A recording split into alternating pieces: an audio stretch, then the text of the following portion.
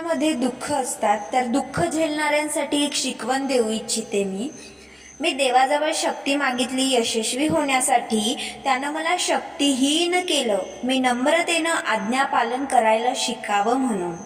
मी चांगलं आरोग्य मागितलं, काहीतरी भव्य दिव्य करता यावं म्हणून. त्यानं मला दुबळं केलं. मी काही चांगल्या गोष्टी कराव्या म्हणून. मी ऐश्वर्य मागितलं सुखी होण्यासाठी. मला दारिद्र्य मिळालं मी शहाणा व्हावा म्हणून. मी सत्ता मागितली सर्वांची प्रशंसा मिळण्यासाठी. मला असहायता मिळाली देवाचा कधी विसर पडू नये म्हणून. मी मागितल्या बऱ्याच गोष्टी जीवनातील आनंद घेण्यासाठी. मला जीवन मिळालं सगळ्या गोष्टीचा आनंद घेण्यासाठी. जे मागितलं ते नाही, पण मिळू शकणाऱ्या सर्व गोष्टी मला मिळाल्या.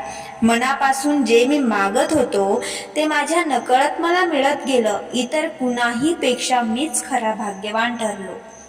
तर कोण भाग्यवान हे आता तुम्ही ठरवा. धन्यवाद.